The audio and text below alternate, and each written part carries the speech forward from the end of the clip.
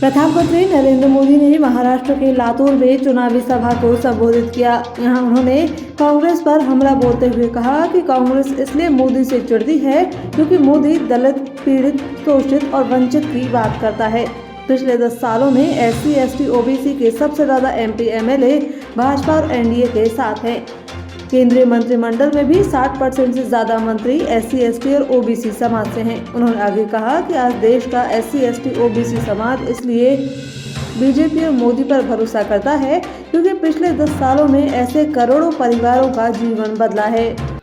केंद्रीय मंत्री अमित शाह ने पश्चिम बंगाल के पूर्व बर्धमान जिले के मेमारी में एक चुनावी रैली को संबोधित किया। यहां उन्होंने कहा कि इस बार लोकसभा चुनाव यह तय करने वाला है कि लोग देश में परिवार राज्य चाहते हैं या राम राज्य। शाह ने यह भी आरोप लगाया कि TMC संदेशखाली के दोषियों को बचाना चाहती है, लेकिन भाजपा उन्हें दंडित करेगी।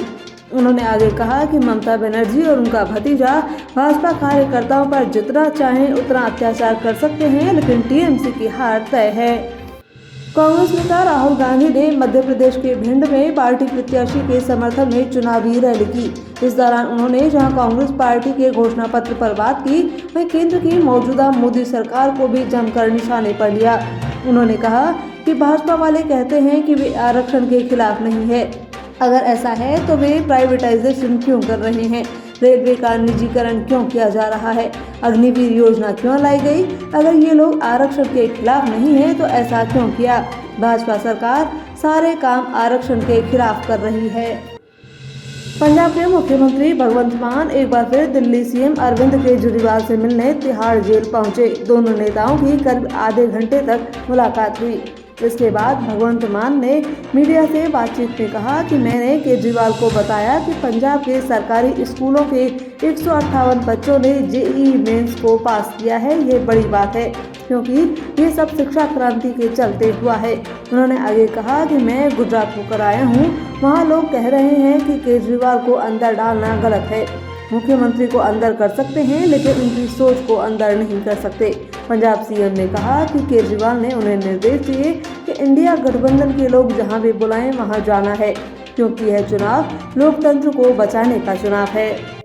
राजस्थान के मुख्यमंत्री भजनलाल शर्मा ने आज झारखंड के धनबाद में चुनावी सभा की और कांग्रेस पर हमला बोला।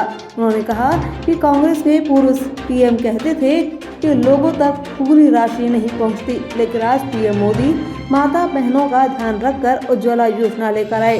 मेडिकल कॉलेजों की संख्या दोगुनी हो गई है। यह सब 2014 के बाद PM मोदी के नेतृत्व में हो रहा है।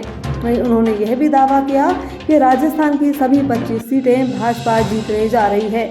साथ ही CM भजनलाल ने झारखंड वासियों से पहले मतदान और फिर जलपान करने का भी आग्रह किया। जैसलमेर बाड़मेर लोकसभा क्षेत्र से निर्दलीय प्रत्याशी रविंद्र सिंह भाटी को हाल ही में रोहित गोदारा की ओर से सोशल मीडिया पर जान से मारने की धमकी दी गई थी।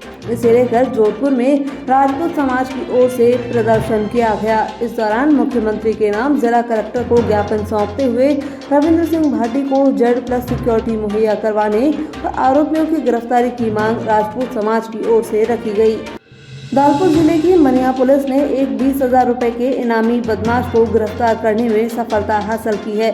पुलिस ने इनामी बदमाश के साथ एक अन्य व्यक्ति को भी गिरफ्तार किया। जानकारी के मुताबिक आरोपी अवैध हथियार बनाने की फैक्ट्री के मामले में फरार चल रहा था। पुलिस ने दोनों लोगों को 2 हथियार सहित 2 जिंदा कारतूस के साथ गिरफ्तार किया। आरोपी नारायण सिंह धोडिकापुरा गांव का रहने वाला बताया जा रहा है, जो कि खेरली की रपट पर एक अन्य व्यक्ति के साथ हथियार बेचने के लिए खड़ा था। इसी दौरान पुलिस ने उसे पकड़कर गिरफ्तार कर लिया। कोटा में कोचिंग में पढ़ने वाले छात्रों की आत्महत्या का सिलसिला थमने का नाम नहीं ले रहा है। आज फिर एक और छात्र ने अपने कमरे में फंदा लगाकर आत्महत्या कर ली।